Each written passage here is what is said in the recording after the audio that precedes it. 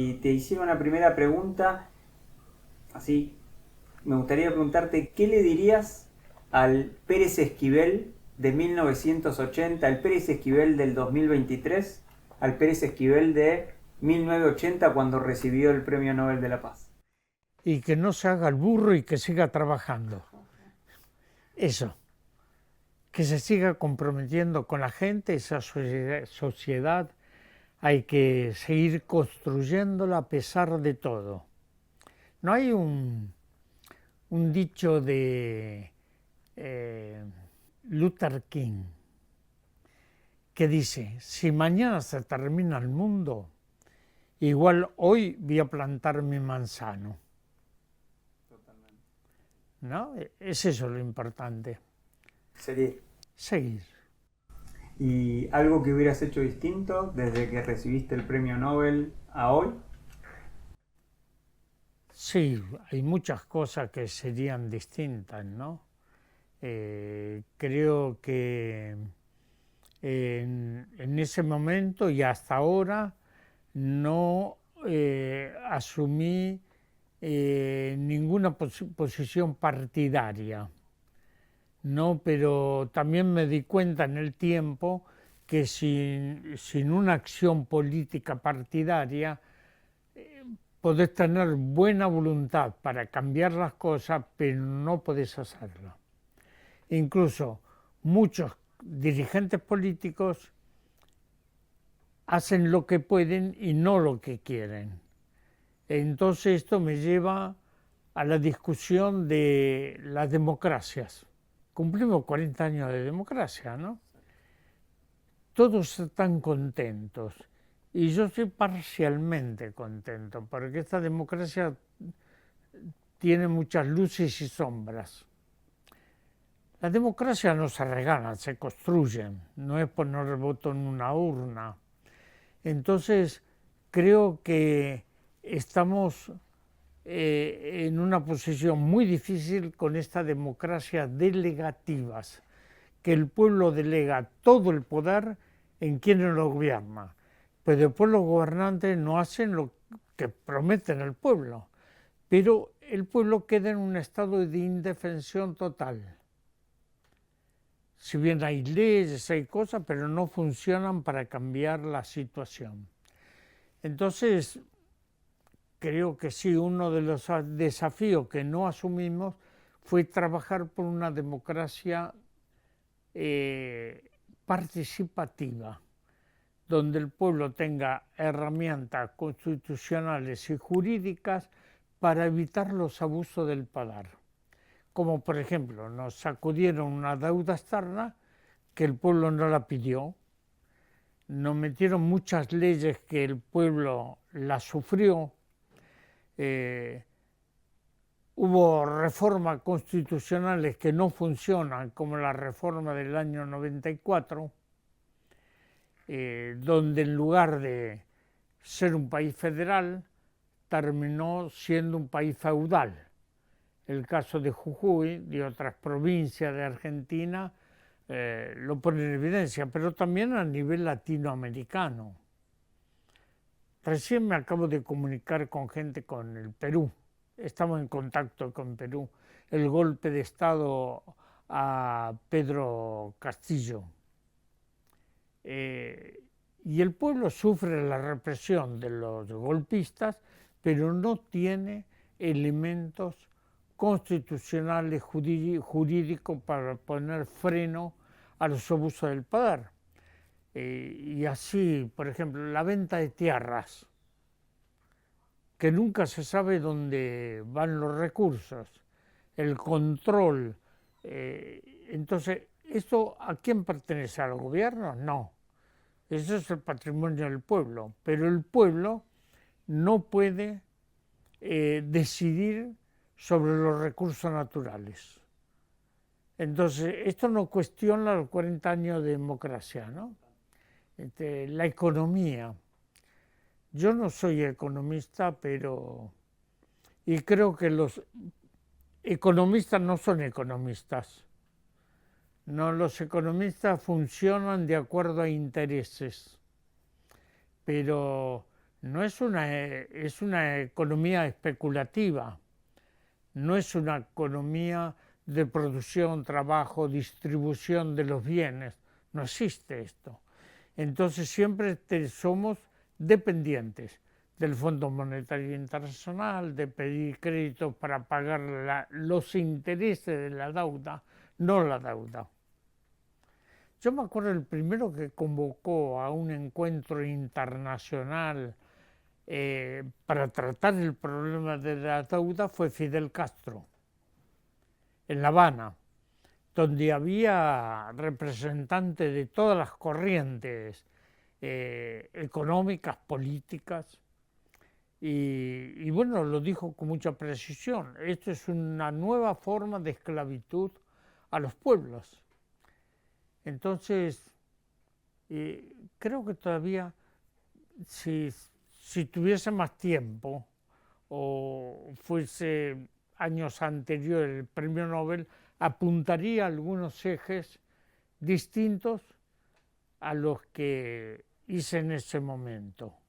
Porque en ese momento uno creía, bueno, cambiamos el gobierno, volvemos a los gobiernos constitucionales, pero después nos encontramos que se vayan todos.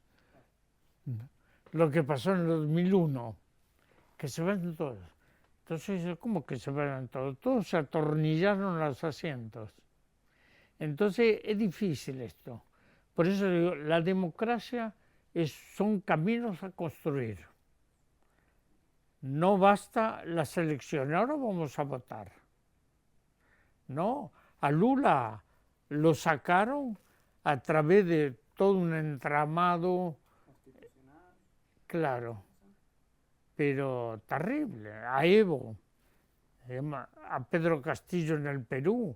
Entonces, las democracias están en peligro, y grave, ¿no? Lo que pasó en Honduras con Manuel Zelaya, lo que en Guatemala. Entonces, ¿cómo, si el pueblo no tiene participación, cómo puede fortalecer las democracias? Que significa derecho e igualdad para todos y todas. Hoy no la tenemos, ¿no? Tenemos un índice de pobreza enorme, una deuda más enorme, y no puede ser un país como América Latina que haya tanta pobreza. Yo esto lo percibí ya en África, en Sudáfrica, en Nigeria, en Côte d'Ivoire, ¿no? Que hay un grupo, una riqueza, concentración de la riqueza, y el resto, nada, la pobreza total y absoluta, pero la ostentación de la riqueza de esos grupos de poder, y son países riquísimos. Con muchos recursos naturales. Con mucho. Mira, yo integré una comisión de investigación de Naciones Unidas sobre el rol de las empresas transnacionales en Sudáfrica y Namibia. Trabajamos 8 meses. Yo creo que en esos 8 meses no dormí, porque era descubrir el manejo de las cosas. La mina de diamantes, cómo se traen los diamantes, el circuito que recorre a nivel internacional, los diamantes a los talleres detallados en Israel, después a Holanda, y de Holanda al mercado internacional de Londres, y la gente en una situación de pobreza total. Entonces, siempre trabajamos por el bienestar del pueblo. Y en estas luces y sombras que tiene la democracia hoy,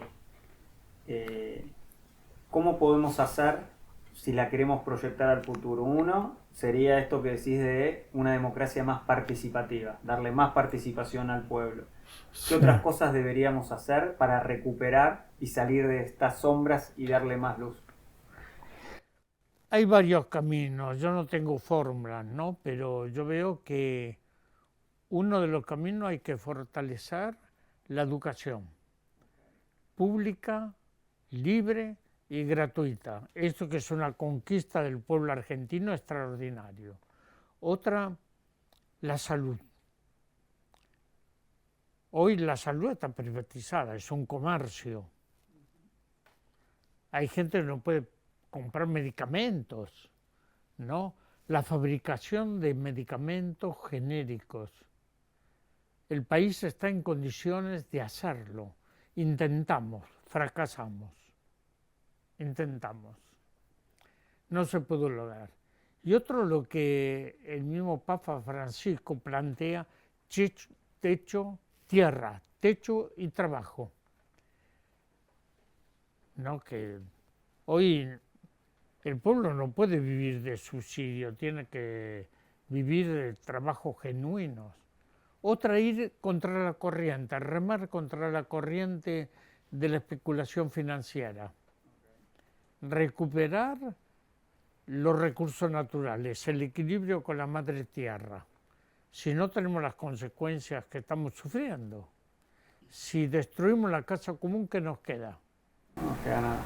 Nada, ¿no? Entonces es esto. Y la producción. Yo soy miembro de la FAO y una vez en el encuentro en Roma me encontré con que todos hablaban de la seguridad alimentaria, hasta que me tocó el turno y yo hablé de la soberanía alimentaria.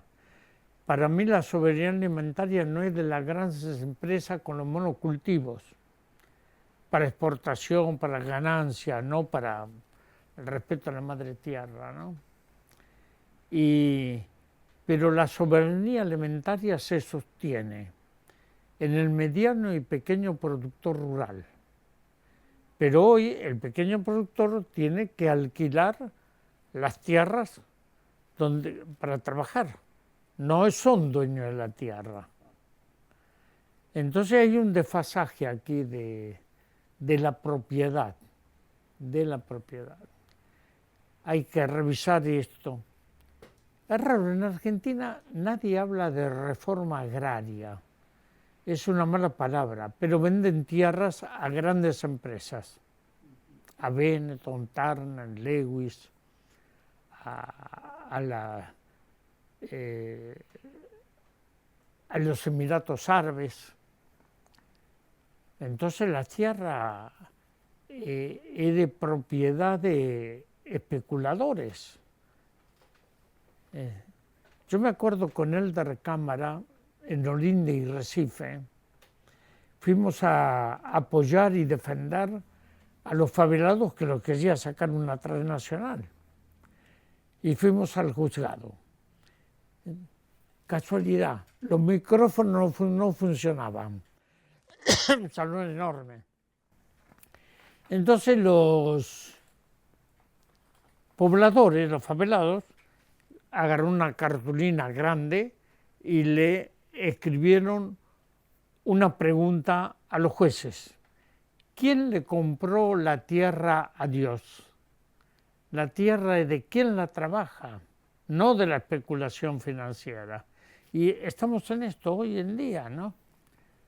Recuperar el medio ambiente, el equilibrio con la madre tierra, la producción. Entonces son muchos desafíos que yo no veo que los dirigentes políticos en esta campaña están todos agarrados ahora al dólar, como si fuese el dios Mamón, pero no están viendo cómo trabajar para que esto no ocurra, que la moneda nacional tenga sentido y tenga un valor real en nuestras economías. Es esto, ¿no?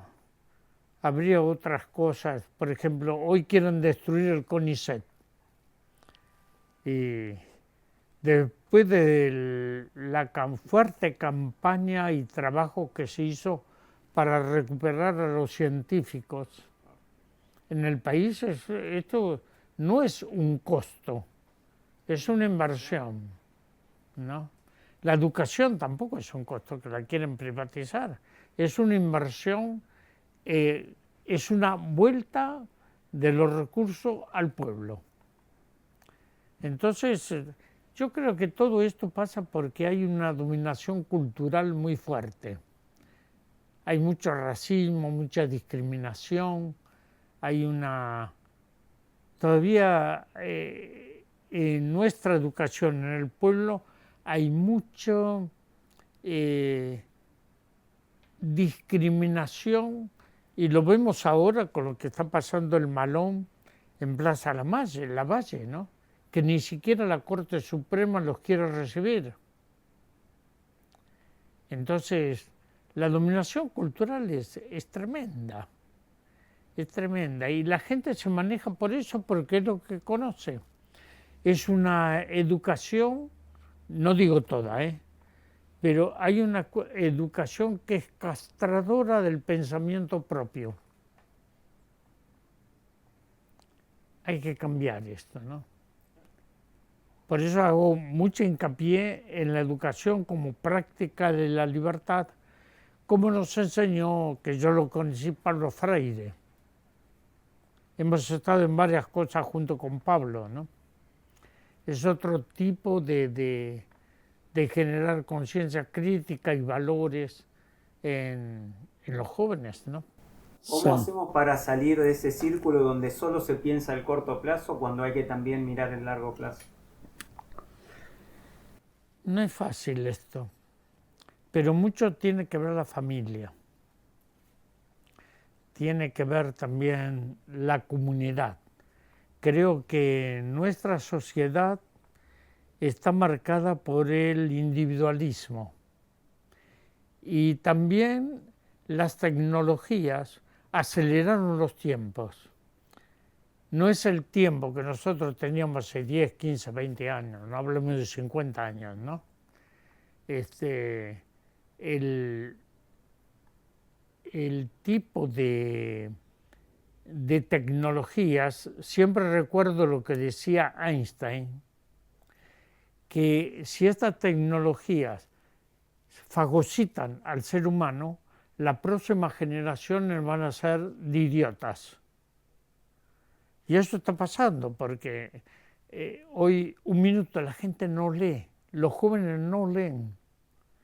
Entonces lo importante es qué conciencia pueden generar frente a las situaciones de sus propias vidas, ¿no? ¿Cuál es el presente? Vos me hablás del futuro.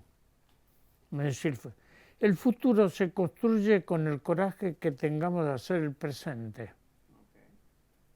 No hay otro camino. Lo que hoy sembramos, lo que recogemos.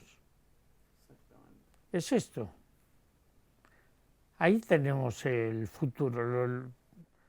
Hacemos una lectura hoy y nos damos cuenta qué puede pasar, ¿no?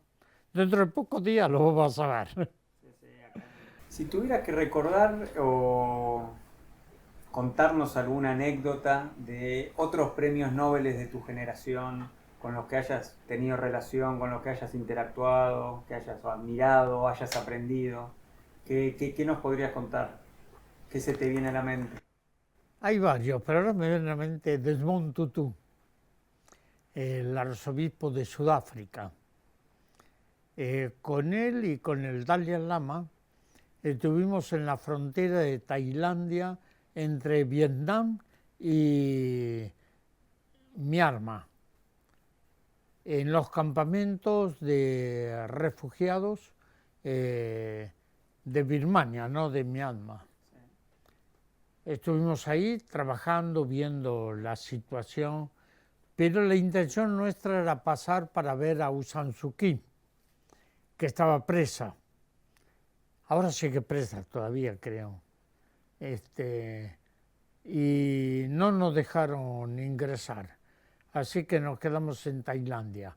Pero con Desmond Tutu estuvimos también en Brasil, en Sao Paulo, y me acuerdo que con muchísima gente, el movimiento Los Sin Tierra, y comenzaron a tocar unos tambores, y Desmond Tutu enseguida se puso a zambar, y lo seguimos.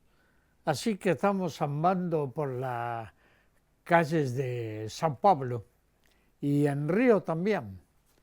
Era un hombre con una espiritualidad fuerte, con un sentido social muy grande. El otro que me da, Mary Corrigan Maguire, de Irlanda del Norte.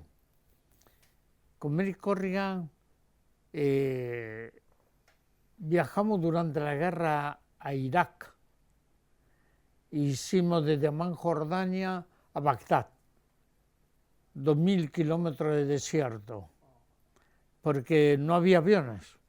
Estaba el bloqueo, era tiempo de guerra. Y con ella estuvimos en Bagdad, acompañando a la gente que había perdido sus hijos en la guerra y al hospital pediátrico. Llevamos un pequeño cargamento simbólico de agua, porque todo el agua en Bagdad estaba contaminada por las bombas racimos. Un desastre esto. Pero también vimos la fuerza, la esperanza de los médicos, médicas, enfermeros del hospital pediátrico para atender a los chicos en situaciones realmente. Pero la ayuda internacional, casi todos los medicamentos llegaban a destiempo, con medicamentos vencidos. Así que esa gente hacía milagros. Pero lo que noté, y con Mary Corrigan también lo comentamos, que a pesar de tanto sufrimiento, de tanto dolor, encontramos en la gente una sonrisa a la vida. Qué extraordinario, ¿no? A veces que viene la desesperación y no sabes para dónde salir, te encontrás con esta gente que está en plena guerra y que todavía tiene una esperanza. Así, eso después, otra gente, sí, Linus Pauling y George Wall, que hicimos la travesía de Noruega y Suecia al puerto de Corinto, Nicaragua, durante la revolución sandinista, que los puertos estaban minados por la CIA y habían sido bombardeados también el puerto de Corinto. Fue muy aleccionador, muy bueno. Linus Pauling, médico, 2 veces premio Nobel, y George Wall también de la Universidad de Harvard, ¿no? Lo fui a visitar a la universidad después, pero era gente extraordinaria, el compromiso. Y con George Wall también en la Sorbona integramos el Tribunal de los Pueblos contra el genocidio armenio. En la Sorbona, y de ahí nació también la inquietud para pedir el barco de la paz a Nicaragua. Por ahí está el barco, ¿no? Sí, ahí está. Sí, pero muchas otras cosas que hicimos así en misiones internacionales, con otros premios Nobel, después Pillan en Denver, nos reuníamos y eso es más educativo para los chicos, para las universidades. Es decir, siempre tenemos presente la educación como práctica de la libertad. Y en algunas de estas misiones internacionales, bueno, en algunas decías que eran en zonas de guerra, etcétera, ¿alguna vez tuviste miedo? Y sí, somos humanos, todos tenemos miedo, ¿no? No sabemos qué puede pasar en situaciones de guerra, de conflictos. He estado en varias situaciones así a nivel, aquí mismo en América Latina, aquí en Argentina, lógicamente. Pero aprendí una cosa, que del miedo a la cobardía hay un solo paso. Y si nos dejamos ganar por el miedo y si nos dejamos ganar por la cobardía, perdemos lo más esencial del ser humano, ser persona. Te destruye como persona el miedo, como también te destruye el odio, el negacionismo, esta actitud de que hay que destruir al otro. Eso es autodestructivo, ¿no? Es como el miedo, porque el odio nace el miedo, no nace, no, pues vas al rechazo a otro, entonces ven cómo destruirlo. Y creo que esto tiene que ver también con la conciencia, ¿no?, del ser humano.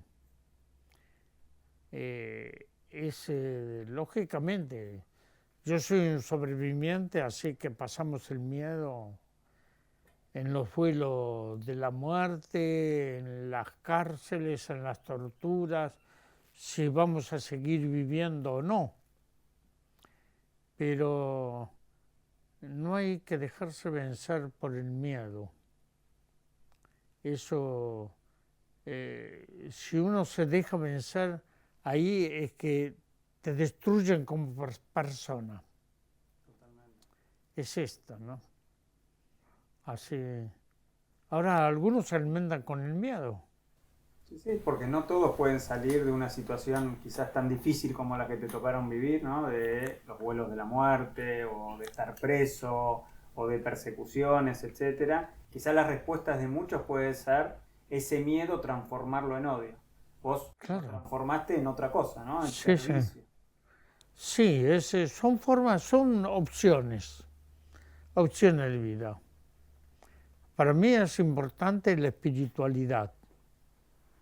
No somos seres inmanentes, sino seres trascendentes.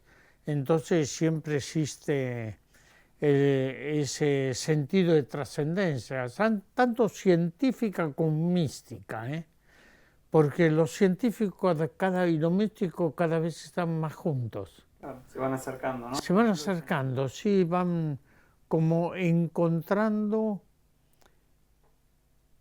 no sé si es un denominador común, sino una comprensión del sentido de la vida. No, ¿y cuál es ese sentido de la vida para vos? Benito Juárez decía, la paz comienza por el respeto ajeno. No, si yo no puedo dar paz a nadie si no tengo la paz. Nadie puede dar la paz. Otro es, muchos lo zen, lo piensan,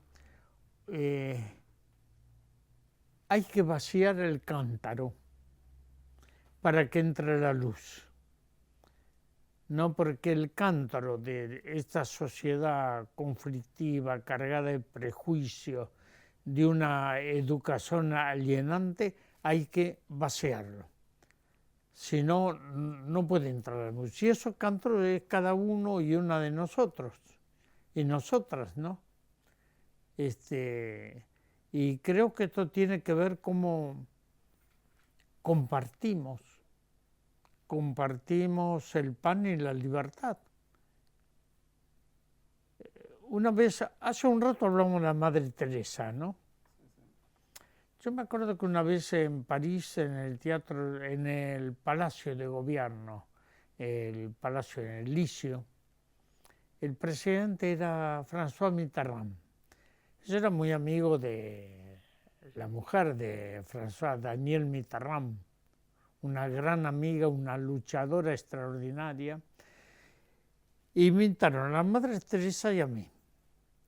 Y la Madre Teresa miraba ahí, yo no entiendo nada de lo que habla esta gente, porque eran ministros, embajadores, invitados especiales. Entonces yo le seguí la corriente. ¿Y qué pasa, Teresa? Yo no entiendo nada de lo que hablan. ¿Y qué entendés? Entiendo una sola cosa. Así. A ver, Teresa, decime, ¿cuál es esa una sola cosa? Que hay que poner el amor en acción. Y ahí nos dio Una lección. la lección, ¿no? Sí. Y es lo que dice también San Pablo, y que lo dicen también en el Evangelio, ¿no? La acción sin amor pierde sentido. Ahora, el amor no solo a los que nos aman, ¿no? El amor al pueblo, a la madre tierra, a la naturaleza.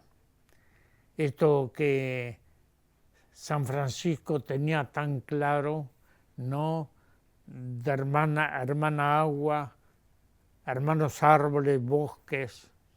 Entonces, esto que ahora le llaman los ecologistas, ¿no?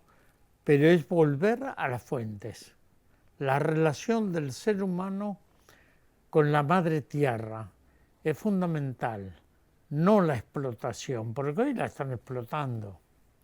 Entonces, la Madre Teresa ponía el acento en el sentido profundo del amor. Mira, esta es la foto de los pies de la Madre Teresa.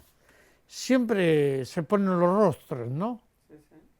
Y estos son los pies. Fíjate, esos pies en la India, en Calcuta, lo que debe haber transitado para llevar ese amor en acción a la gente más desahuciada, ¿no? Bueno, esto me lo trajo Mario Podestá. Era corresponsal de guerra. Me vino a ver porque él iba a viajar a Bagdad. Murió en el camino. No llegó a Bagdad. Yo le di los contactos de la gente que nosotros conocimos en Bagdad. Y él me trajo una foto grande. Y yo la hice reducir porque me parece muy interesante ver los caminos de la Madre Teresa. Bueno, esto es para vos. Bueno, muchas gracias. Hermoso. Increíble. Es increíble eso. Es increíble. Gracias por habernos dado energías y fuerzas para 100 años. 100 años y 100 luchas. Y Por 100. muchas más. Wow. Mario Podestá. Increíble. Sí. No, bueno, y esto es una metáfora de la vida, Claro, sí. ¿no? Y esto que decías vos, que muchas veces uno muestra los rostros, ¿no? O de la pobreza, o del sacrificio, o del trabajo, y ver, ¿no? En los pies de la Madre Teresa su trabajo. Es increíble esto.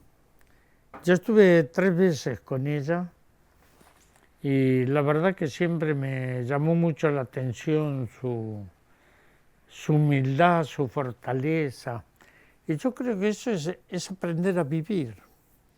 En los caminos de recorrido por el mundo uno aprende. Tengo grandes maestros y maestras. ¿A quiénes recordás? Indígenas, campesinos, religiosos, religiosas, ¿no? Que los encontrás en lugares más inhóspitos, ¿no? Pero en Hiroshima me reuní con un ermitaño, el padre Stanislao, de la abadía de Montserrat, en Cataluña, y estuvo como 18 años en Tierra Santa, y sintió el llamado que él tenía que ir a Hiroshima a orar por el pueblo japonés y por todo lo que todavía les queda de los desastres de la guerra, hasta el día de hoy, ¿eh? Sí, yo después recorrí mucho ahí en Hiroshima, pero con el padre Stanislao en su ermita en la montaña, ahí no hablamos, No eran necesarias las palabras, simplemente nos reunimos para orar juntos, nada más. Y eso es la fortaleza espiritual, ¿no? Porque siempre estamos pensando en que si tenemos la respuesta lógica para todo, y hay cosas que no hay una respuesta lógica, elegante, que te muestre que bien lo decís, no. Hay cosas más profundas que son las del espíritu, ¿no? En la última cena, exactamente, todos los discípulos fueron hermanos, compañeros de ruta, de caminada por el mundo, ¿no? Son los discípulos actuales, como las mujeres también, en ese caminar. Y creo que hoy, a pesar de todo esto que hablamos, que de tanto sufrimiento, tenemos que ver los signos de esperanza. Hay signos de esperanza muy fuertes, ¿no? Y que no salen en ningún medio, pero que están. Y que esto va cambiando la realidad. Los movimientos indígenas, los movimientos de mujeres, los jóvenes, no todos los jóvenes están en el TikTok, en la pavada. Hay jóvenes que están comprometidos con la vida, ¿no? No digo la realidad, porque la realidad que vivimos es muy variable, pero sí con el sentido de vida de luchar, de transformar esta realidad. A veces me acuerdo de Marx. Marx decía, los filósofos, la gente,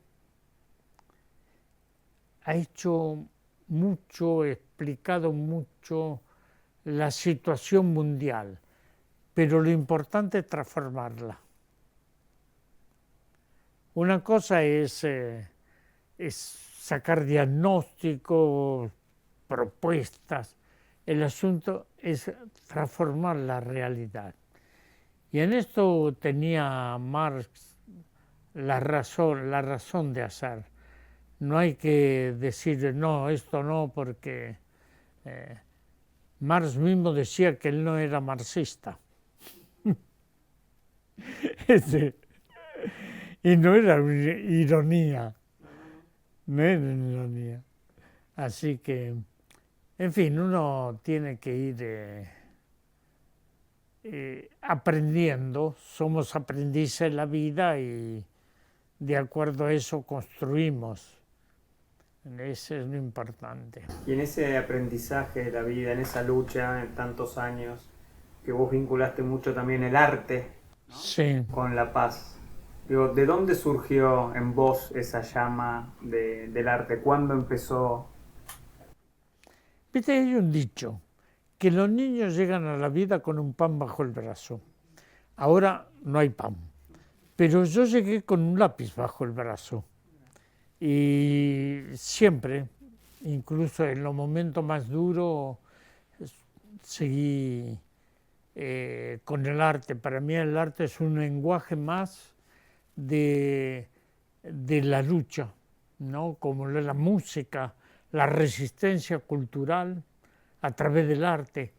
Nosotros conocemos muchas civilizaciones antiguas a través del arte, de la arquitectura, de la escultura, de la pintura, de la época de los tiempos más remotos, en la escuela de Altamira, que dice esa maravilla de pinturas del neolítico, ¿qué representaban? No era porque sí que la dibujaban.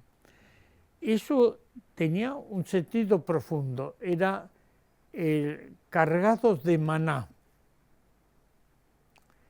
Y ellos, antes de salir a cazar, lo representaban los animales para tener una buena caza, ¿no? Y bueno, para mí el arte es parte, ya sea la escritura, la pintura, la escultura, siempre tiene que ver, y mi lenguaje está muy identificado en el arte con América. No, para mí América Latina es algo así como que es mi fuente de vida, ¿no? América Latina la conocí muchos años de transitarla, de sufrirla, de todo, pero es maravillosa, es una fuente de inspiración increíble. Los colores, las formas, la religiosidad de los pueblos latinoamericanos son maravillosos. Muchas veces he estado en la montaña con los indígenas y ellos antes de sembrar celebran y le piden permiso a la Madre Tierra, bendicen las semillas para la cosecha.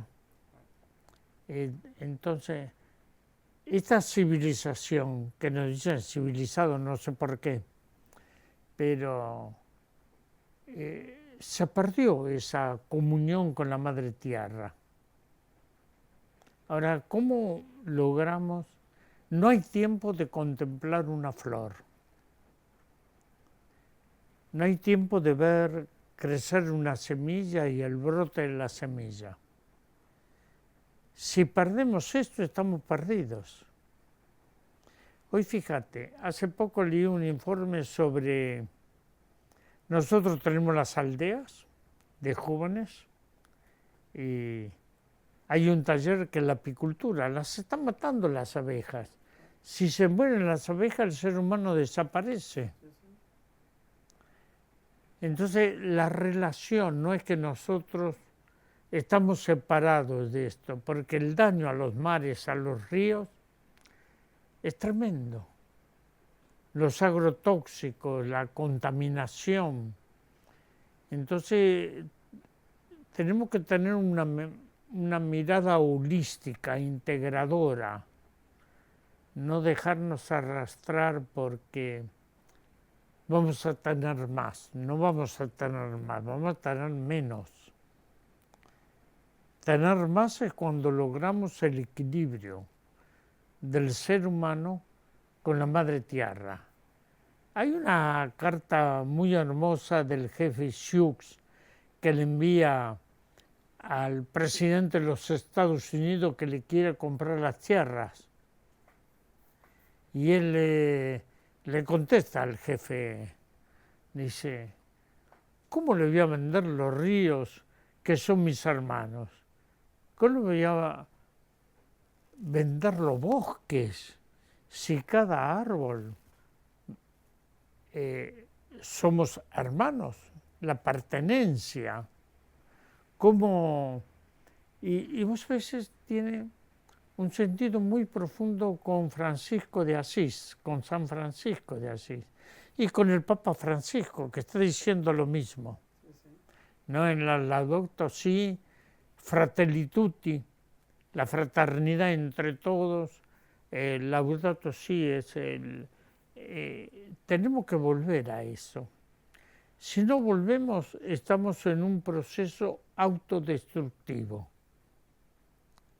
El apocalipsis no va a venir, porque no va a venir una catástrofe, el ser humano lo está provocando. Es esto, ¿no?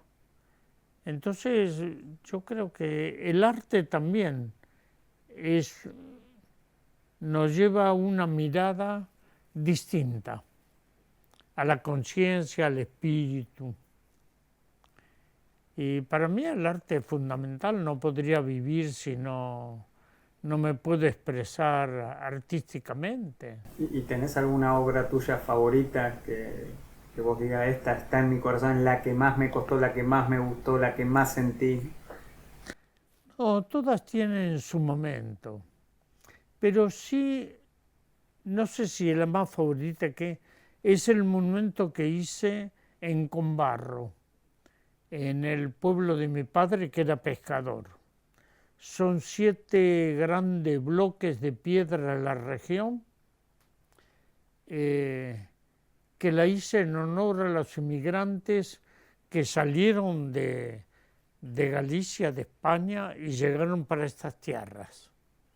Entonces son bloques muy grandes, es un monumento que tiene base de 20 metros, que la gente puede interactuar dentro de esos grandes bloques, y en el piso está la rosa de los vientos, ¿no? En acero. Entonces, y apuntan hacia el norte del puerto de Vigo, por donde salían los barcos, y llegan para aquí. Eso me gustó por el significado de los migrantes de esa época que vinieron aquí, que pensaban que iban a encontrar otra vida, y sí la encontraron, algunos con suerte y otros sin suerte, pero que hicieron de esta tierra su tierra. Mi viejo, que hablaba muy poco, y yo poco tiempo viví con él, decía que hay dos clases de seres humanos en esta vida: los que nacen con estrella y los que nacen estrellados, que él pertenecía a la segunda, ¿no?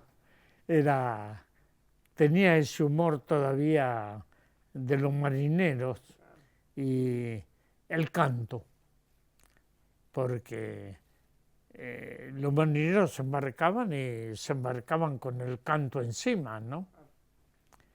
Era esto, todos eran cantantes de las distintas canciones de la tierra, como de las habaneras, esas famosas habaneras. Entonces, el arte también tiene que ver con todo esto, ¿no? Vinculaste el arte con la migración, ¿no? Sí. Y bueno, con tu pasado de migración, de tu familia. Hoy el tema de migración es un tema que está, ¿no?, a veces en los diarios y a veces escondido, ¿no? Sabemos que hoy, por ejemplo, en este mismo momento deben estar pasando por el Darién, por ese camino de Colombia a Panamá, miles de personas en condiciones pésimas, tremendas, etcétera, pero no solamente migraciones en América Latina, sino en el mundo, ¿no? Por la guerra, por razones climáticas, etcétera. ¿Cómo se encarar un fenómeno de estas características? Porque muchas veces los migrantes a veces son bien recibidos, a veces no. Sí. Mira, yo tengo alguna experiencia con eso. En Grecia quise ir a la isla de Lesbos, que Francisco estuvo, y en la de Lampedusa, para llamar la atención a los gobiernos europeos que respeten y que reciban a esos refugiados. El ACNUR ya está sobrepasado de todo lo que de los refugiados en el mundo, ya sea por guerra, situaciones climáticas, como bien dices. Y yo, la verdad que no pude llegar a la isla de Lesbos, pero sí visité muchas casas en Atenas de refugiados, de jóvenes que sacaban de los campamentos refugiados en situación infrahumana y con una violencia terrible. Y los griegos formaron casas de acogida de algunas de mujeres, otras de varones, pero todo de jóvenes, 18, 17, 15 años, 20 años, que lograban sirios, libios, gente que salía de países africanos por la sequía, la destrucción del medio ambiente, y muchos mueren en el Mediterráneo, que no logran llegar a las costas, a otros los rescatan. Pero el problema de la inmigración es un problema mundial también cultural, político, religioso.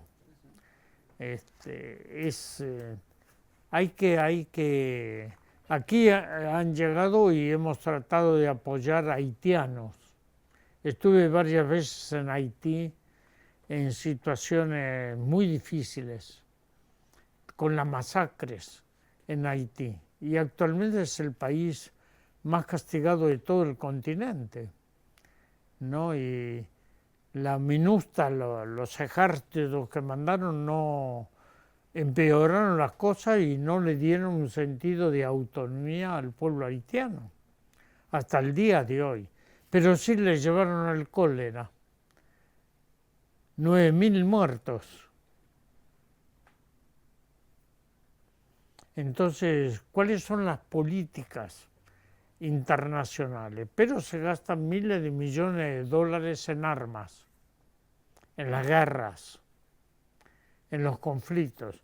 Y Naciones Unidas está inmovilizada porque no tiene cómo dar respuestas y tiene que ver mucho con las inmigraciones, con la situación internacional. Entonces, Naciones Unidas también tiene que ser democratizada. No es mira, el preámbulo de Naciones Unidas, a veces lo hablo con Federico Mayor. Dice, nosotros, los pueblos del mundo, queremos la paz. Comienza así, el preámbulo. Hoy no lo tienen y no se puede poner en práctica. Entonces es necesario una reforma de las instituciones internacionales como el Banco Mundial, el Fondo, que nos lleva al fondo. Pero, es decir, el mundo, y yo lo he planteado muchas veces, necesitamos como desafío, porque el diagnóstico lo tenemos, comenzar a pensar en un nuevo pacto social. Así como Juan Jacobo Rousseau lanza el pacto social, hoy la necesidad del mundo es generar un nuevo pacto social, porque la ciencia y la tecnología nos pasaron por arriba. No, la situación internacional ha cambiado en todo sentido. La economía también, pasar de una economía especulativa, financiera, a una economía participativa. Una educación que tenga otras, pero necesitamos de un nuevo pacto social. Y este pacto social lo tenemos que construir entre todos y todas. Cada país, América Latina, tiene que... Un intento que no se llegó a concretar, pero que fue un buen comienzo, fue el Foro Social Mundial. Yo participé del comienzo de esto, ¿no? El Foro Social planteaba un debate a nivel internacional de propuestas de alternativa de sociedades. Pero no se llegó a plantear nueva forma de hacer política.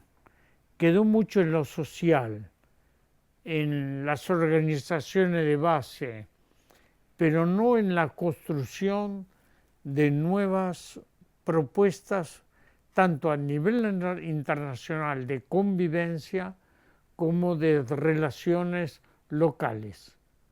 Así como hablamos de la democracia participativa, hoy Naciones Unidas no es una estructura democrática. Los 5 países, después de la Segunda Guerra Mundial, se quedaron con el poder para ellos, ¿no? Como es el derecho de veto. el derecho de veto. Se quedaron como que esto es de su propiedad hasta el día de hoy. Cuando Naciones Unidas nace en sus orígenes, eran 57 estados. Hoy son 193 estados, pero sigue con la estructura de ese entonces. Entonces, ¿cómo vamos a cambiar esto? Bueno, no hay que desesperar. No, porque son estructuras del siglo XX que se tienen que usar en el siglo XXI y con todos los cambios que han sobrevenido, ¿no?, a nivel mundial, internacional, tecnológicos, sociales, económicos. Sí. Eso, y la interrelación de los pueblos. Por eso yo tengo esperanza en el movimiento de mujeres a nivel internacional, ¿no?, donde las mujeres hicieron una revolución no violenta, todavía está en marcha, a través de la educación, de la ciencia, de la cultura social y política, y lo fueron cambiando poco a poco. Yo me di cuenta que incluso, y pasa mi facultad, que la mayoría son mujeres. La educación está en manos de las mujeres, en gran parte, ¿no? No quiere decir que el hombre ha aportado mucho, pero creo que en la mujer hay otra forma de pensamiento distinto que puede aportar a una nueva formas de vivir. Esto que hablamos que en Bolivia se planteó el buen vivir, no Evo, pero la gran participación de las mujeres en esa revolución boliviana. Creo que hay nuevas posibilidades y perspectivas de cambio. Sí, no sé, uno no tiene...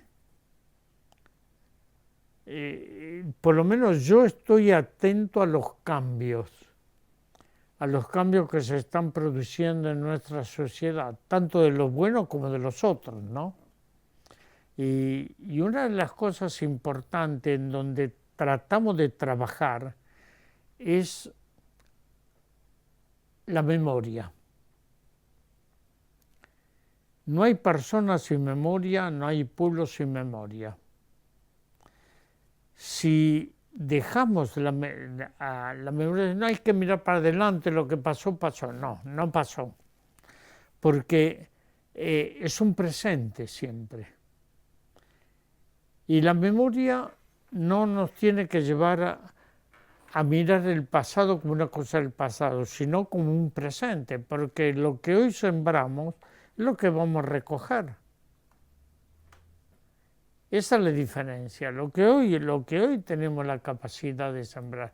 Los agricultores saben que si plantan una semilla transgénica, la próxima cosecha la tienen que comprar. Pero lo que tienen la semilla nativa, la semilla orgánica, saben que esa semilla les va a dar las semillas para la próxima cosecha. Y eso va a ser en tierra fecunda. Entonces, ¿qué mirada tenemos a todo esto?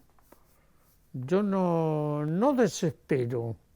Creo que el ser humano tiene la capacidad de cambio, de transformar. Y el 2001 fue muy ejemplificador. En el 2001, cuando vino el corralito, el desastre, todos íbamos a las asambleas populares, a las fábricas recuperadas. El ser humano tiene esa creatividad de poder transformar una desgracia en esperanza. Eso lo vivimos.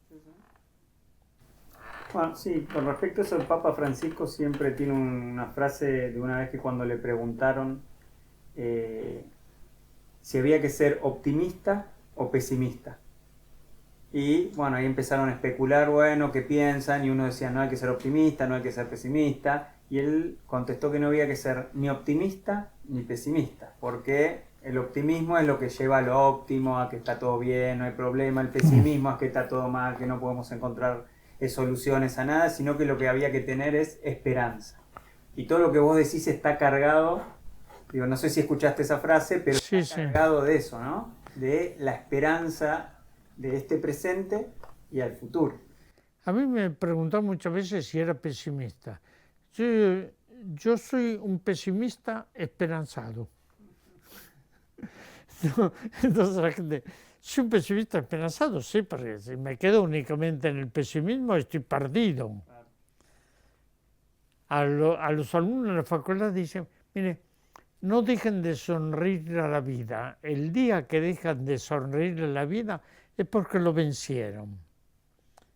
Y cuando me dicen que un militante está amargado, digo, ojo, cuidado, no es un militante, es un amargado. No, porque un militante siempre tiene que tener esa alegría de que su lucha es positiva, es válida para algo, aunque no lo veamos en el momento. Pero no podemos dejarnos ganar por el pesimismo, tampoco por esto que decir todo está bien, no todo está bien. No, estas sociedades realmente traen mucho sinsabor, pero tenemos que transformar la realidad. Y no lo podemos hacer únicamente con palabras, sino con hechos concretos.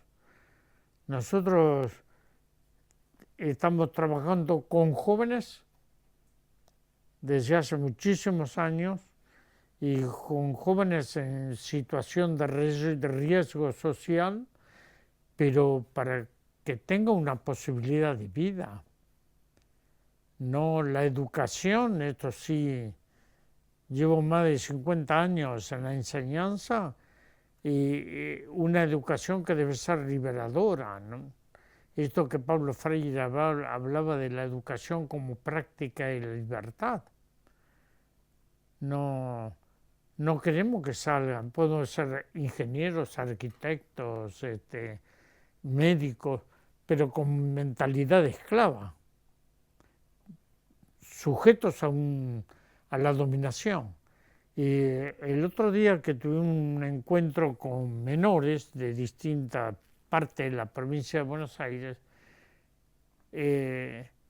yo les decía, ustedes tienen que ser rebeldes frente a las injusticias, pero rebeldes frente a esas injusticias. No se dejen dominar por los medios de comunicación, por el TikTok. Esto no le va a dar, no. Rebelde para transformar la realidad. Francisco, en Río de Janeiro, dice, hagan lío. Es lo mismo. Vayan, hagan lío, no se queda ahí en una situación de comodidad. De comodidad, sí, de que todo está bien, no todo está bien. El monocultivo espiritual, ¿no? Sí, sí, el monocultivo espiritual y de las mentes. No hay que, así como hay monocultivo de soja, de maíz, hay agrotóxicos. Entonces tenemos que cambiar esto, transformar eso. Y si no son rebeldes, no cambian la realidad. No es el conformismo. No, todo está bien, esto. Vamos a seguir. Mira la Madre Teresa, lo que debe haber caminado y es increíble esos pies. No, pero bueno, creo que nosotros tenemos que seguir caminando. Angelelli, ese mártir de los llanos riojanos, dice, hay que seguir andando nomás. Y ese seguir andando es el camino que tenemos que hacer. Otros van a seguir los caminos, No, no hay que desesperar. No hay que desesperar. Exacto. Bueno, muchas gracias por tu tiempo, Bueno, qué bien. por tu sabiduría, por este regalo, ¿no? De haber charlado un ratito y compartir tus ideas, tus pensamientos, tus enseñanzas.